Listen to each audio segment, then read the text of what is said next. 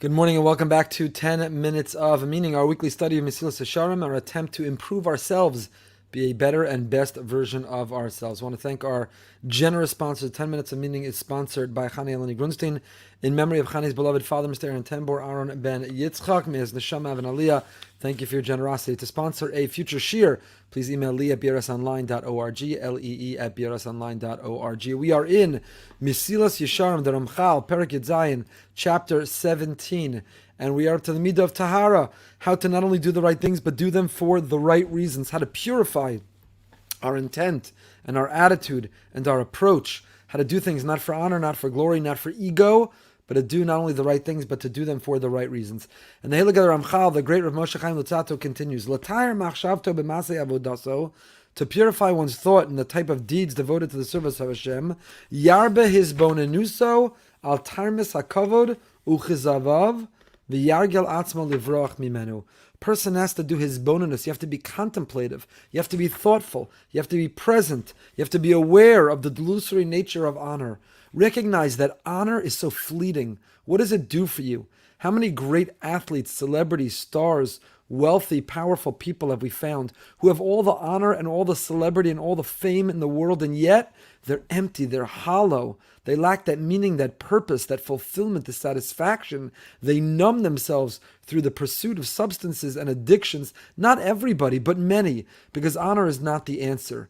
Ego is not enriching. A person has to recognize how fleeting those things are and how unsatisfying and ungratifying they are. That the most satisfaction and the most gratification in life is not honor and is not filling our ego, but rather is the pursuit of meaning, of making a difference, is having a mission, is fulfilling a charge in this world, of living for holiness, not for happiness. So a person has to habituate themselves to be contemplative, to be thoughtful and mindful, to realize, what will honor do for me?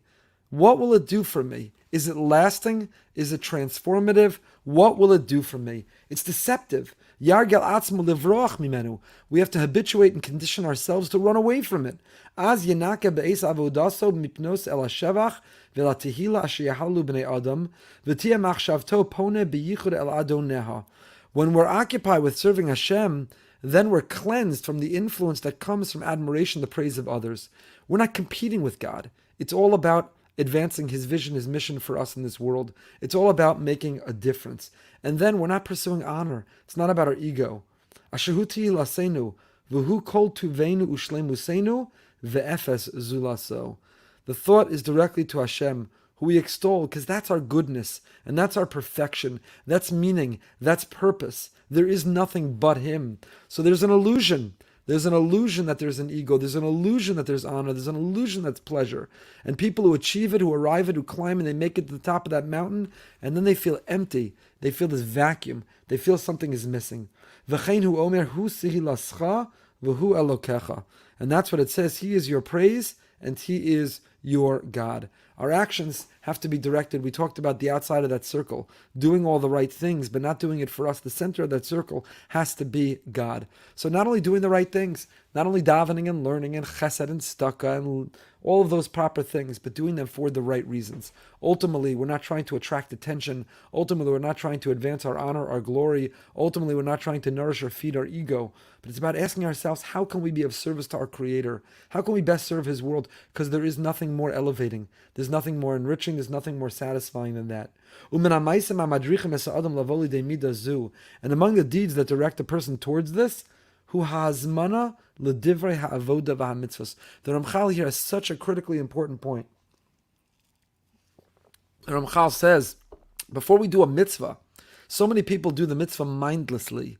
We do the mitzvah by rote, by habit. We do the mitzvah concerned and looking around at what others think about us, how they'll evaluate or judge us. But that's no way to serve Hashem. If we want to achieve this midah, this quality, this character trait of tahara, if we want to be pure in our intent and in our thoughts, then we need to have a moment. We need to be mindful. We need to designate time before we do that mitzvah to think. Don't enter that mitzvah suddenly. Don't begin that mitzvah abruptly. Don't rush into it thoughtlessly. She'ein daito adayin miyushevas alav v'yichola lizboni b'mashu oseh, without being calm and without being thoughtful and without thinking about what I'm doing. Person who arrives on time, person who prepares in advance, a person who understands the pnimius, the depth, the inner reason, the inner drive, the inner purpose, the inner meaning of what we're doing. Pause and think and elevate. Yasmin atzma ladavar. Be prepared, initiate ourselves, spend the time to take a moment, take that deep breath, return to our breath, nishama and nishima, restore the breath, take that deep breath, center and ground ourselves, eliminate and remove distraction, be thoughtful. Why am I doing this? I'm about to. Men put on tzitzis, put on talis in the morning, they put on tefillin. How many wrap themselves mindlessly, thoughtlessly? I have so many things to do today and I'm planning and what's going to happen and what's going to come. So the next thing you know, you put on your tefillin, you put on your talis, you take them both off, you don't even ever remember wearing them. But if you take a moment before you put the talis on and you hold it overhead and you say, Lehisatef betzitzis, I'm going to wrap myself, I'm going to envelop myself in the hug of Hashem. And then you wrap yourself in the talis and you feel as if the Almighty is beginning your day by giving you a hug.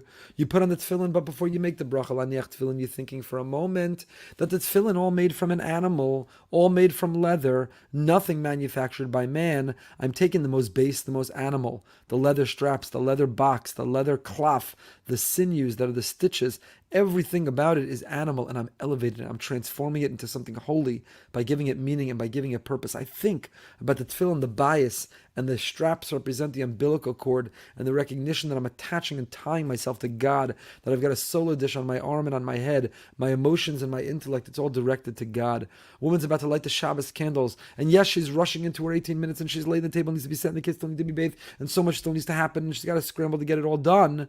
But she decides she's going to take a pause, take a deep breath, and be thoughtful. These candles, the light, what it represents, what it means. I want to illuminate my home. I want to illuminate the world. I want to see the light. I want to be enlightened. I want to pray for the peace of my family, the health, security of the people around me, the people I care about.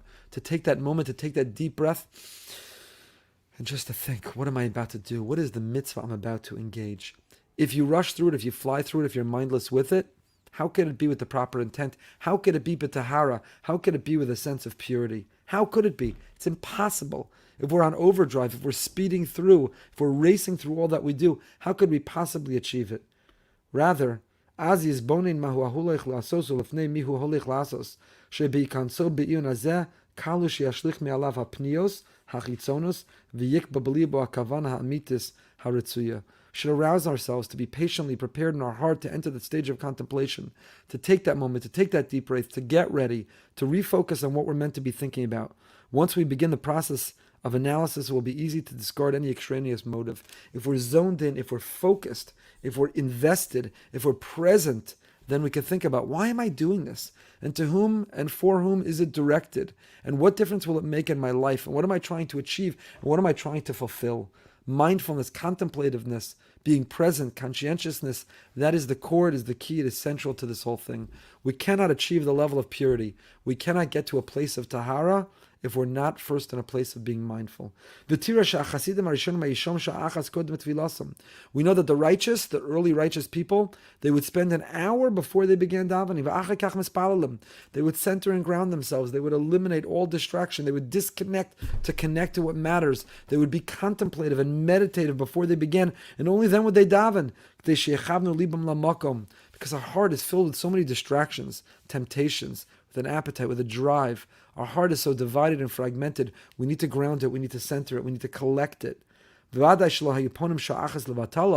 hour wasn't wasted. The hour wasn't squandered. They were thinking about davening. What do I want to ask for? What do I want to be grateful for? What do I need? And they spent that time trying to eliminate and trying to remove the strange thoughts, and to fill it with awe and love. Pasuk in Eov, if you've prepared your heart, you may then spread your hand towards Him. So that is the mission. If we want to achieve tahara, if we want to have purity thoughts, pure ideas, pure motive, if we want to do not only the right things, but do them for the right reason, it begins with being present in all that we're doing. If we're doing it mindlessly, if we're flying through it, if it's habit and rote, how could it possibly be for the right reasons? So that's our mission. That's your homework. That's our charge. Not only do the right things, but for the right reasons. How? By spending a moment, by disconnecting from the technology and the distractions, centering, grounding ourselves, thinking about what we're doing it and why we're doing it, and only then going to do it. And we will find it so much more rewarding. It is so much more elevating. It is so much more deeper and meaningful. And we will grow in that process. Stay tuned, 8:45, Living with Emunah tonight, 9 o'clock. We're going behind the bima with Leah Golden, the mother of Hadar Golden, who continues to be missing in action, his body unjustly held against all humanitarian international law in Gaza by Hamas. 9 p.m. tonight, Behind the Bima. You can watch on behindthebima.com. Until next time, stay happy, stay